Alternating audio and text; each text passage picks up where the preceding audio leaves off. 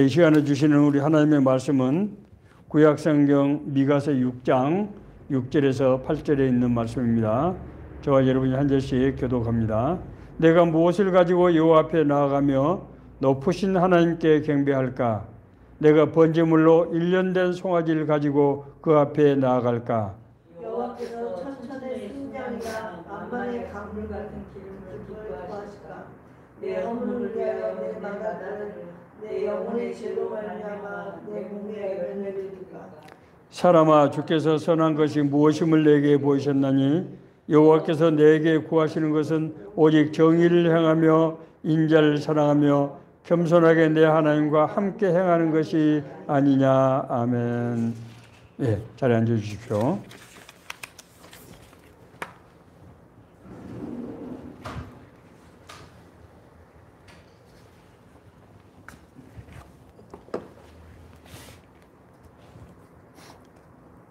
우리가 신앙생활 할 때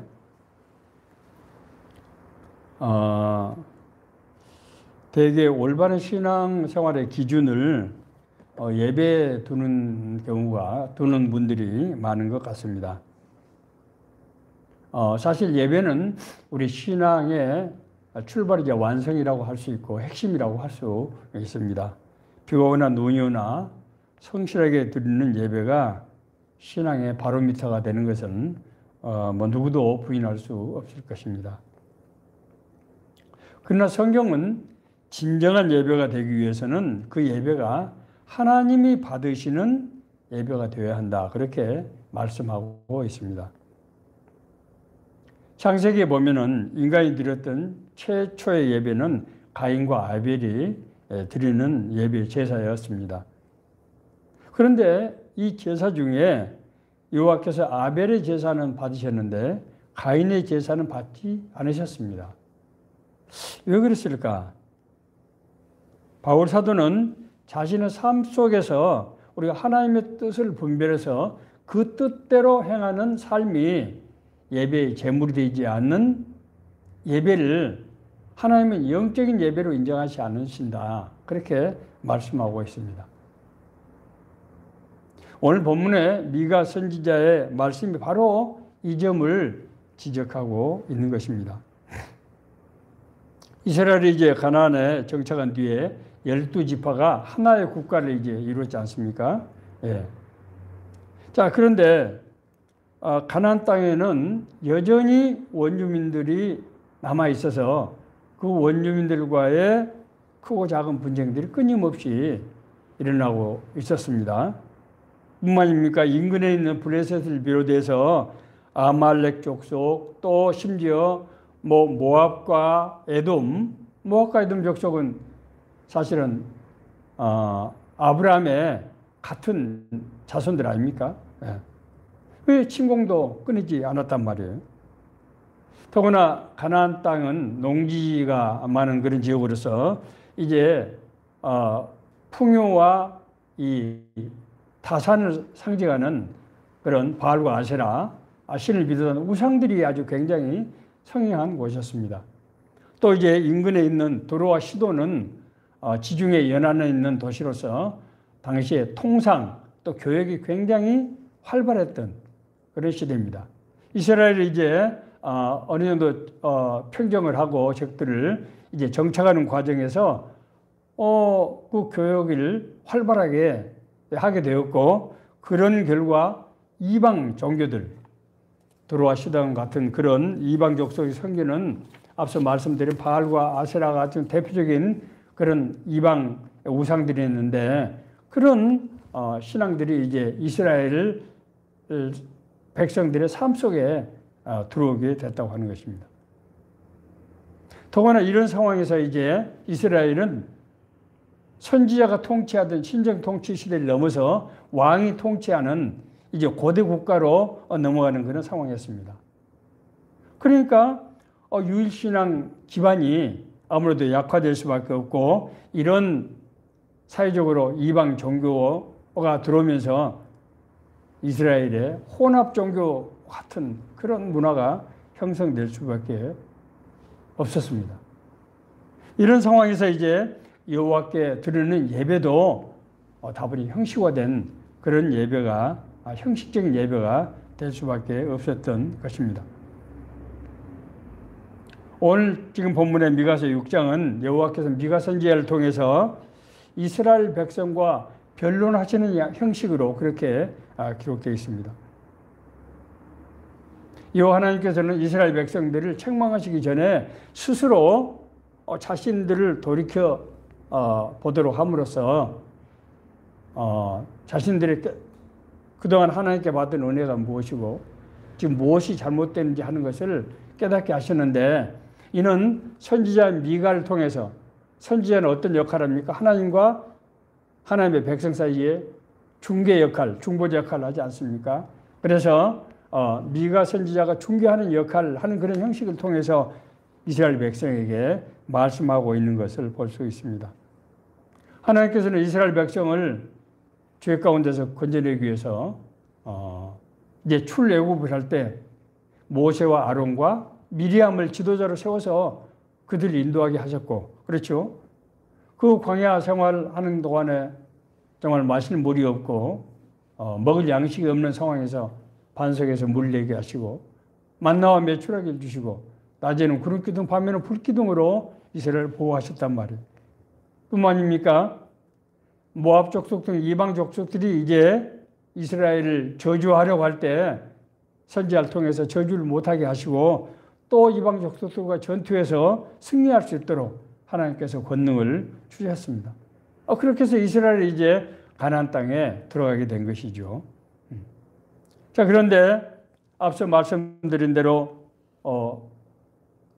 가나안 땅에 들어가서 원래 하나님의 계획은 하나님의 나라를 이루는, 하나님을 믿는 족속이 받는 축복을 통해서 온 세상 사람들 하나님 앞에 돌아오게 하기 위한 목적으로 하나님께서 이스라엘을 가나안 땅으로 옮기신 것인데, 그곳에 가서 이제 오히려 우상을 섬기고 하나님의 예배가 형식화되고 그래서 믿음으로부터 떠나게 되는 이런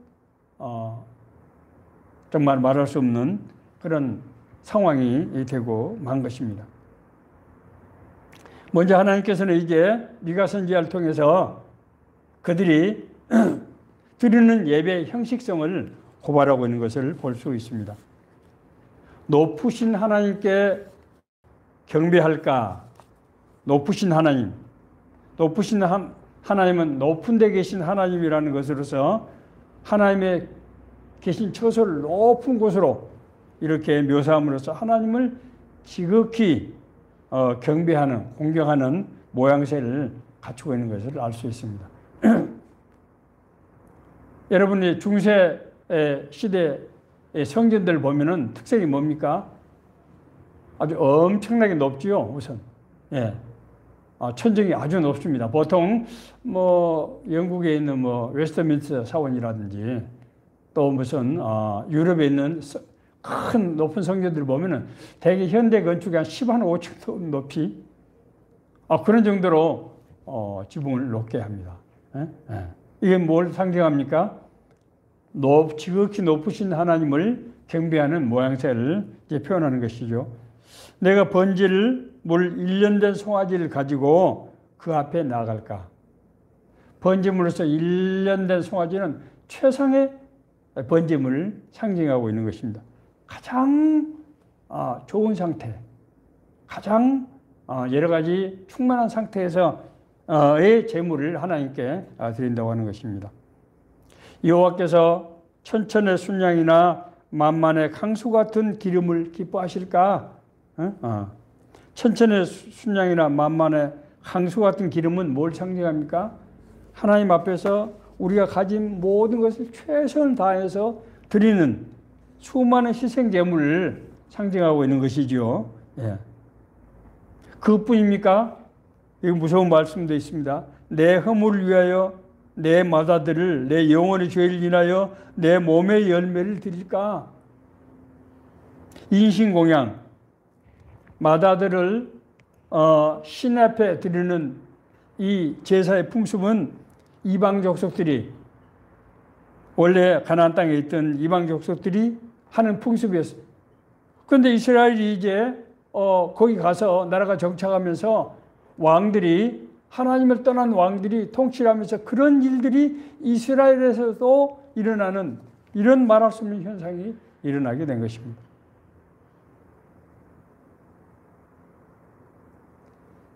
이들은 자기들이 모든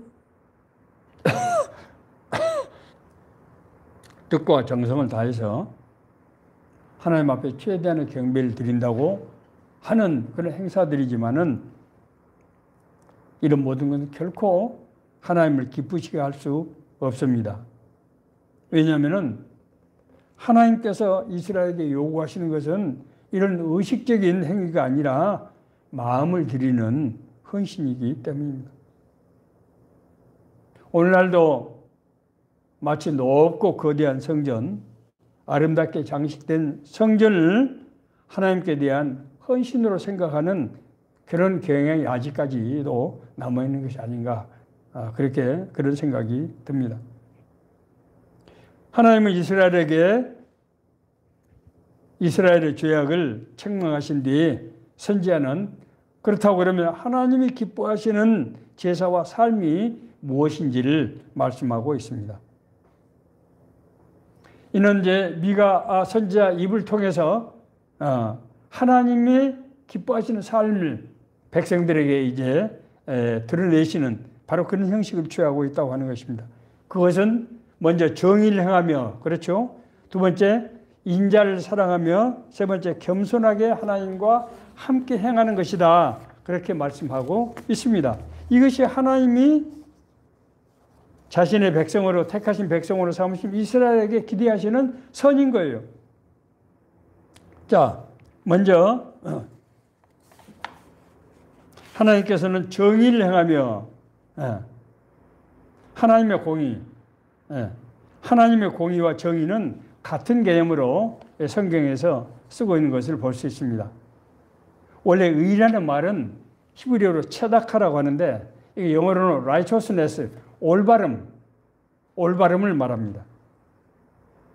그리고 이 올바름은 동시에 공평, 미시파트라고 하는 영어로는 justice가 됩니다.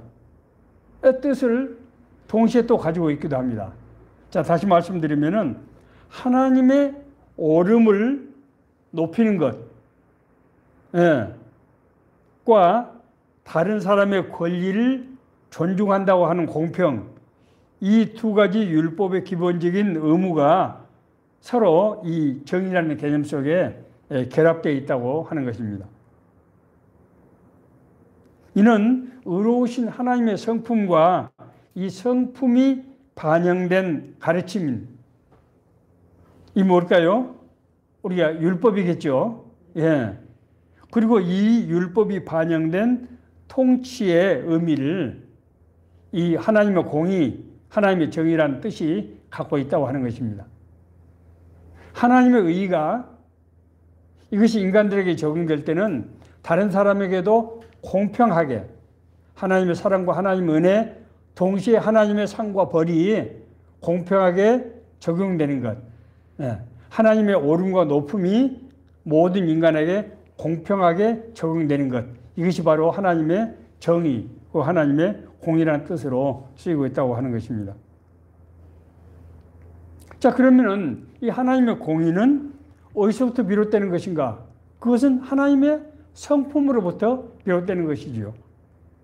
특히 하나님의 공의는 하나님의 거룩성에서 비롯되는 것입니다. 하나님의 공의는 하나님을 형성하는 그 성품으로부터 흘러나오는 것인데 하나님은 그의 거룩성으로 인해서 의로운 일을 행하시는 분이라고 하는 것입니다. 그렇기 때문에 하나님은 스스로도 자신의 공의에 구속되는 또 그런 모양도 우리가 보게 됩니다. 그래야 이 하나님의 공의는 하나님의 규범인 율법으로 우리 인간에게 제시되었습니다. 그것이 이제 우리가 출애굽 과정에서 하나님의 산 호렙에서 모세를 통해서 내려주신 그 율법에 이게 나타나 있습니다. 하나님의 공의는 하나님의 창조의 질서입니다. 그래서 이 공의는 하나님 나라의 규범인 율법으로 제시가 된 것이기 때문에 하나님의 율법은 무엇을 반영하는 거라고요? 하나님의 창조의 섭리가 인간적인 규범으로 나타난 것입니다. 바로 이것이 율법이에요. 그렇기 때문에 하나님의 형상을 지은 인간에게 있어서, 하나님의 형상으로 지음받은 인간에게 있어서 이 하나님의 공의는 가장 온전하고 최상적인 삶을 누리게 하는 그런 규범이라고 하는 거예요. 우리는 하나님의 정의를 하나님만의 공의, 하나님의 정의만으로 생각하는데 그것이 우리 마찬가지 인간에게도 가장 정의로운, 가장 의로운, 가장 공평한 최상의 삶을 누리게 하는 바로 그 규범이라고 하는 것입니다. 하나님의 공의는 그래서 상과 벌이라는 두 가지 경로를 통해서 역사하는 것을 우리가 볼 수 있습니다. 먼저 하나님은 의인에게 상을 주신다고 말씀하고 있습니다. 히브리서 6장 10절은 하나님은 불의하지 아니하사 너희 행위와 그의 이름을 위하여 나타낸 사랑으로 이밀 성도를 섬긴 것과 이제도 섬기고 있는 것을 잊어버리지 아니하시느니라. 하나님의 이름으로 하나님의 사랑으로 성도를 섬긴 것, 그것을 하나님께서는 결코 잊어버리지 않으신다. 그렇게 말씀하고 있습니다. 동시에 하나님께서는 이제 하나님께 불순종하는 자, 범죄자에게도 징벌을 하시는데도 이 공의가 그대로 적용되는 것입니다. 하나님께서 인간에게 율법을 주셨는데 이 율법은 모든 인간들이 가장 하나님의 뜻 가운데서, 하나님의 은혜 가운데서 살 수 있는 그 규범이기 때문에 그 규범에서 벗어날 때는 인간에게 여러 가지 불의와 고통이라고 하는 징벌이 가해지게 되는 것이라고 하는 것입니다. 이때 하나님은 우리 인간의 마음의 심령, 우리 양심을 통해서 하나님이 기뻐하시는 것, 하나님이 싫어하시는 것이 무엇인지를 우리가 분별하게 하시고 그 양심에 따라서 하나님께서는 공의를 인식하도록 하신다고 하는 것입니다. 여호와께서 에덴 동산을 조성하시고 각양나무의 실과를 먹게 하실 때 선과 악을 아는 열매는 먹지 못하게 하셨습니다. 많은 기독교를 비판한 사람들이 하나님께서 완전하신 분이 왜 선악과를 만들어서 인간을 시험하셨느냐, 그리고 인간을 죄 가운데서 죄를 지을 수 있도록 그렇게 유도하신 것이 아니냐, 뭐 이런 문제 제기를 하는 것을 들었습니다. 선악을 알게 하는 것은 피조물인 인간이 인간의 범주를 넘어서는 선과 악을 자기가 판단하고 분별한다고 하는 것은 그건 하나님의 절대적인 창조의 영역에 속한 사항이기 때문에 피조물인 인간의 범주를 넘어서는 일. 그렇기 때문에 그 율법 안에 있을 때 인간은 최상의 삶을 누리게 되고 가장 행복한 평안한 삶을 누리게 되고 그걸 벗어났을 때는 인간이 감당할 수 없는 그런 고난을 당할 수밖에 없는 것입니다.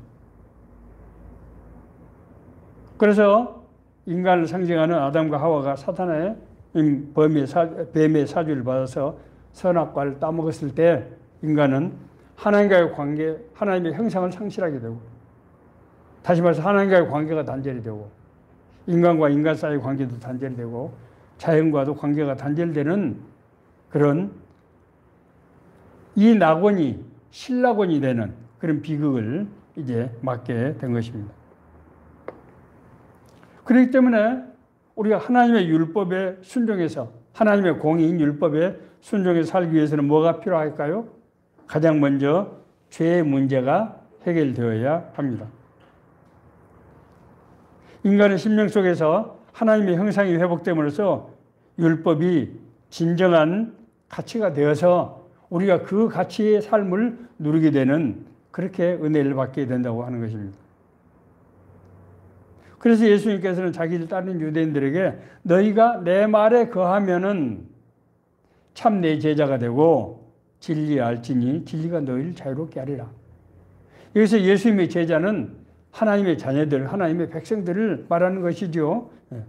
진리, 하나님의 섭리가 우리를 진정한 자유, 우리가 최상의 상태, 그런 상태로 우리를 인도하게 된다고 하는 것입니다. 이것이 하나님의 공의인 율법이 가지고 있는 의미예요. 많은 사람들이 공의, 하나님의 율법을 구속이라고 생각하는 것은 사실은 하나님 은혜가 충만하지 못하기 때문입니다. 하나님 은혜 안에 있는 사람, 하나님 은혜가 충만한 사람들에게는 그 율법이 가장 좋아하고 가장 기뻐하는 그런 상태고, 율법과 다른 그런 세상의 제도라든가 하는 것들은 깨끗이 못하게 느껴지고 두렵게 생각되고 싫어지고, 그래서 그런 삶을 살지 않게 되는 것입니다.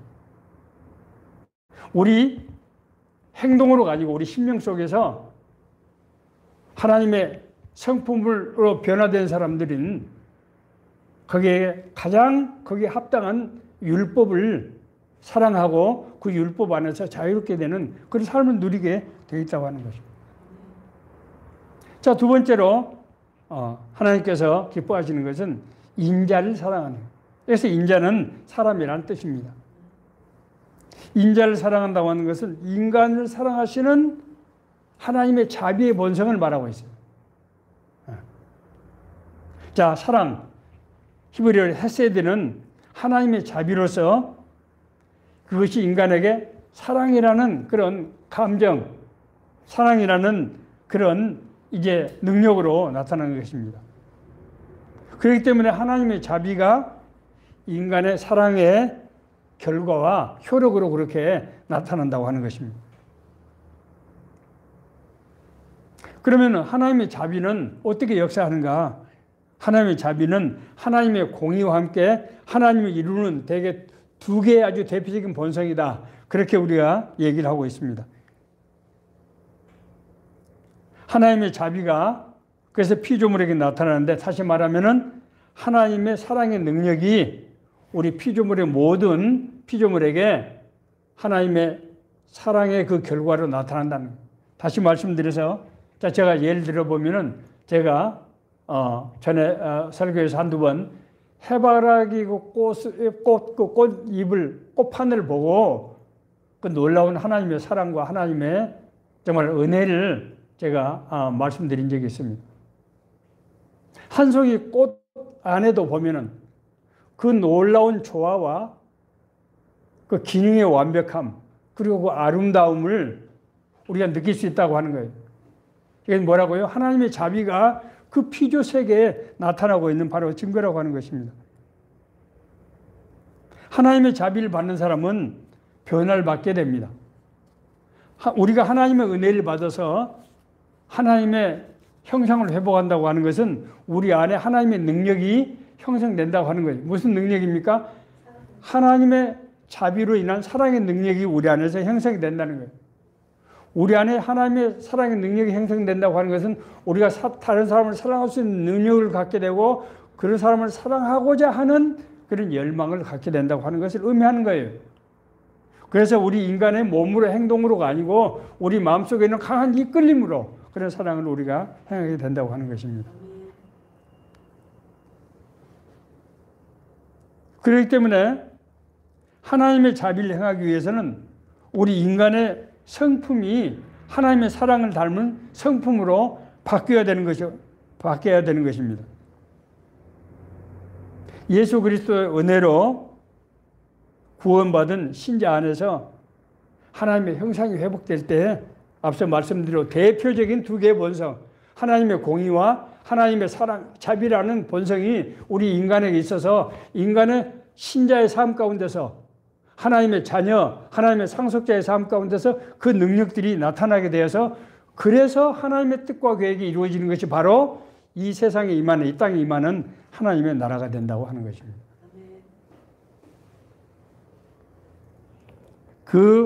이 하나님의 본성을 갈라디아서 5장 21, 23절은 오직 성령의 열매는 사랑과 희락과 화평과 오래 참음과 자비와 양성과 충성과 온유와 절제니 이 같은 것을 금지할 법이 없느니라고 표현하고 있습니다.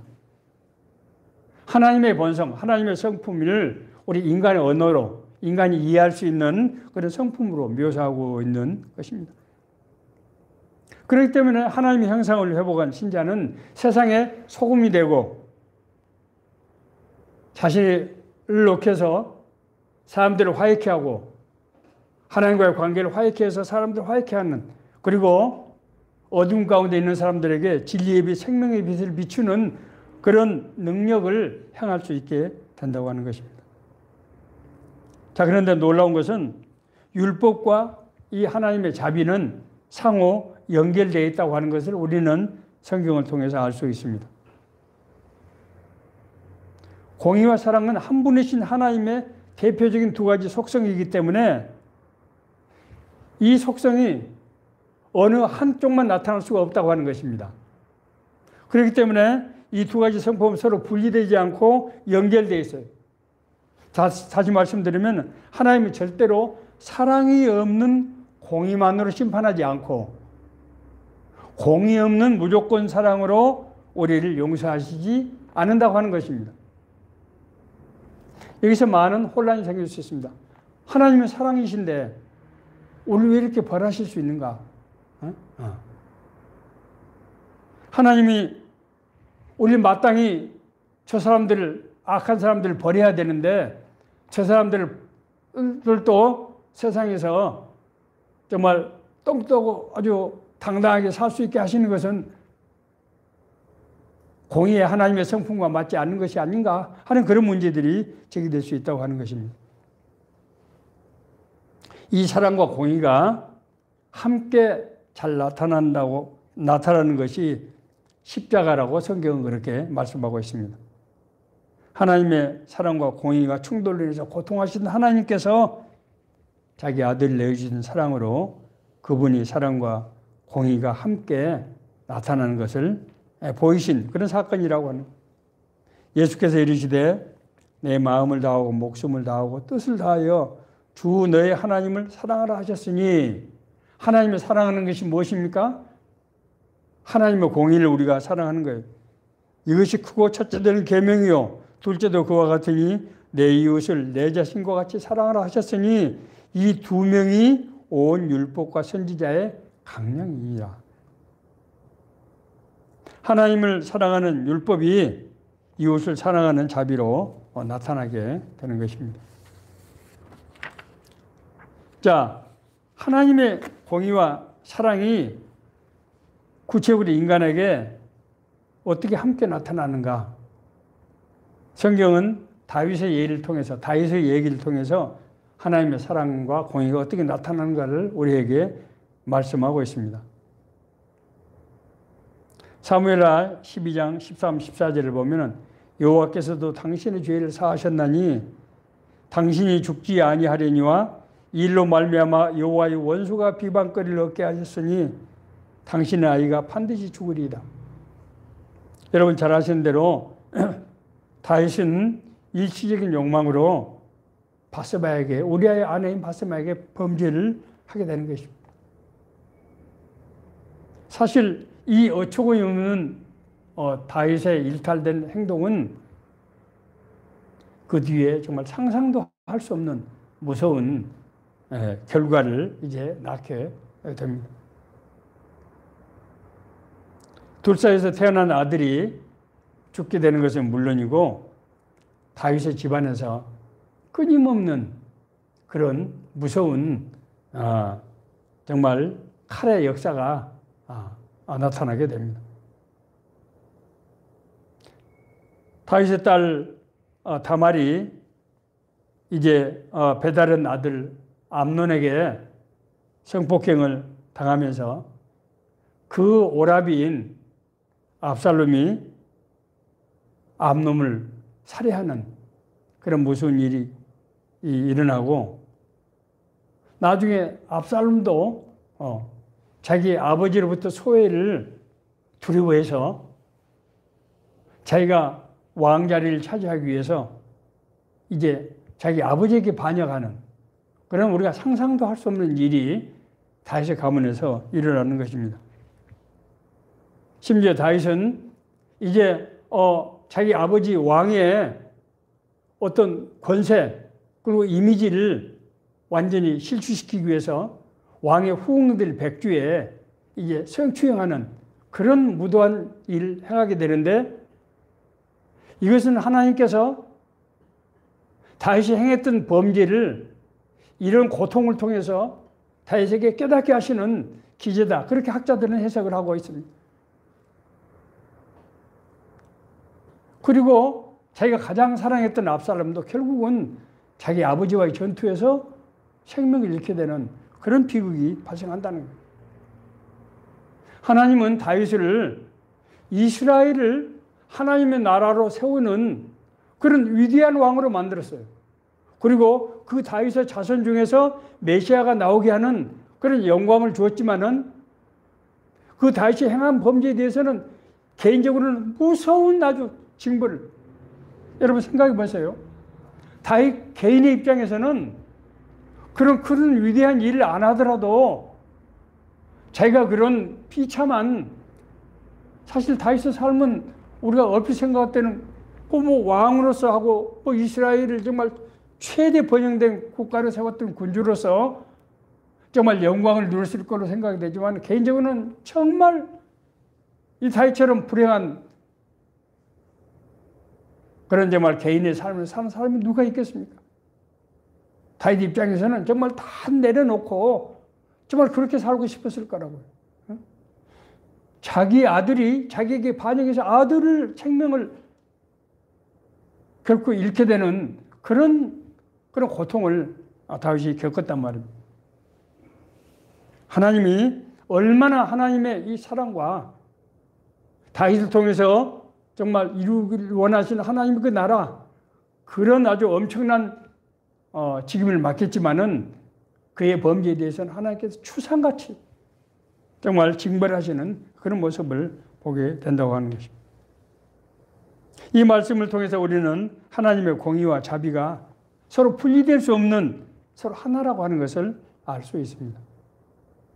이사야서 42장 3절은 상한 갈대를 꺾지 아니하며 꺼져가는 등불을 끄지 아니하고 진실로 정의를 시행할 것이며 정의와 하나님의 자비를 동시에 말씀하고 있다고 하는 거예요. 사랑이 없는 공의만 위한 공의는 없습니다. 우리가 생각할 때 아침 9시에서 하루에 9시간 일한 사람과 오후 5시에 와서 1시간밖에 일하지 않은 사람을 한 데나리온을 똑같이 주시는 하나님이에요. 우리가 생각할 때 이해가 안 되는 그러나 그것이 하나님의 공의라는 거예요. 왜냐하면 하나님은 그 사람의 행위는 빈둥거리고 그렇게 세상에서 쓰임받지 못하는 그러나 아마 훌륭한 사람이 아닐 수도 있을 거예요. 그러니까 오후 5시에 일자리를 못 찾다가 거기에 불림을 받았겠죠. 그러나 그 사람이 부양해야 될 가족들이 있는 거예요. 하나님은 그것을 같이 보시는 것입니다. 하나님의 놀라운 공의와 사랑이 동시에 나타나고 있는 그런 사례예요. 그러나 공의가 없는 무조건적인 사랑은 혹은 용납은 말할 수 없는 해악을 만들어내는 것도 우리가 많이 보게 됩니다. 분별력이 없는 부모가 자식들을 그냥 무절제한 사랑을 해서 아이들을 망치는 경우를 우리가 얼마나 많이 보게 됩니까? 우리 현실에서도 그런 것들이 나타나고 있다는 거예요.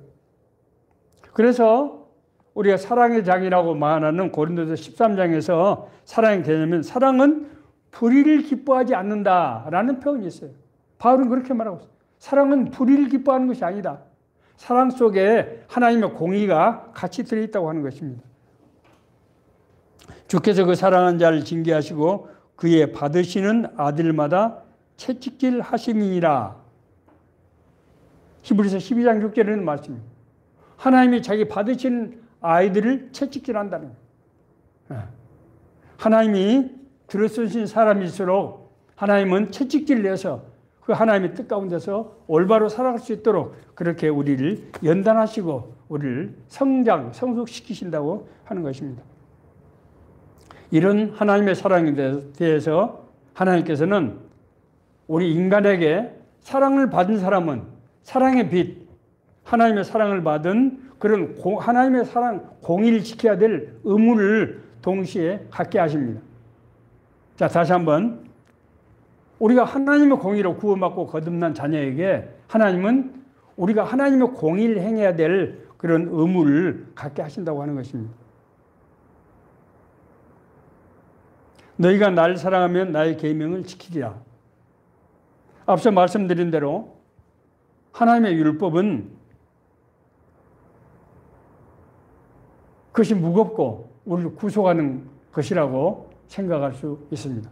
그러나 진정으로 하나님을 사랑하고 하나님의 은혜를 받은 사람에게는 그 공의가 가장 편하고 정말 가장 고귀한 그런 가치가 된다고 하는 것입니다. 세 번째, 이제 하나님께서 기뻐하시는 것은 하나님과 함께하는 것. 여호와께서 기뻐하시는 것은 겸손하게 내 하나님과 함께하는 것이 아니냐라고 말씀하고 있습니다. 신자가 하나님의 속성인 율법과 자비를 행하기 위해서는 방금 말씀드린 영적으로 성장, 성숙해야 되는 것입니다.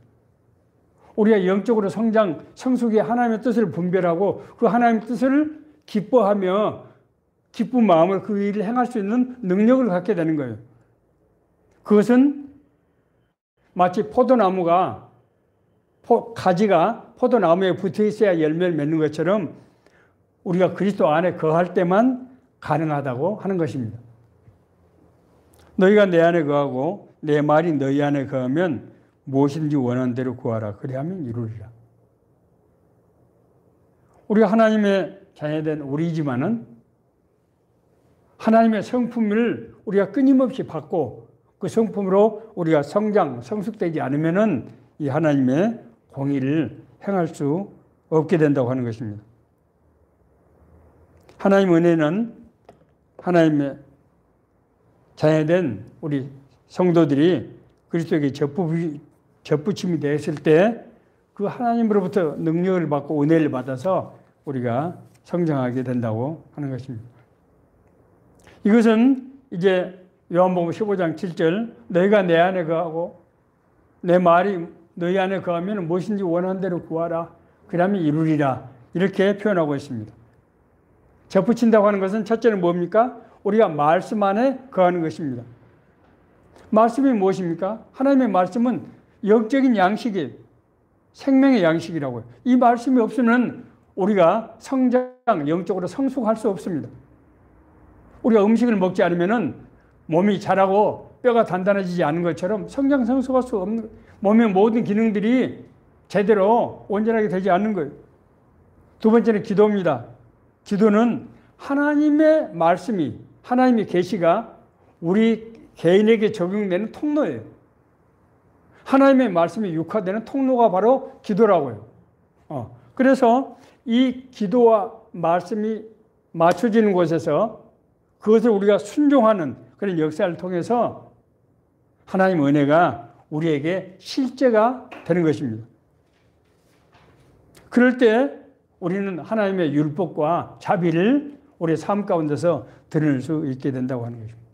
자, 이것은 구체적으로 세 가지를 말합니다. 첫째는 하나님의 뜻을 우리가 분별하게 된다는 거예요.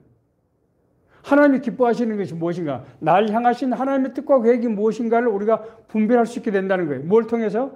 하나님과의 교통을 통해서. 하나님의 말씀과 기도를 통해서 우리가 날 향하신 하나님의 뜻과 계획, 모든 사람을 향하신 하나님의 뜻과 계획이 다릅니다. 우리를 부르시고 우리를 의롭다 하시고 우리를 영화롭게 하신 하나님의 뜻과 계획이 하나님의 말씀과 기도를 통해서 우리가 분별할 수 있게 된다고 하는 거예요. 자, 두 번째로 이런 택함을 받은 사람의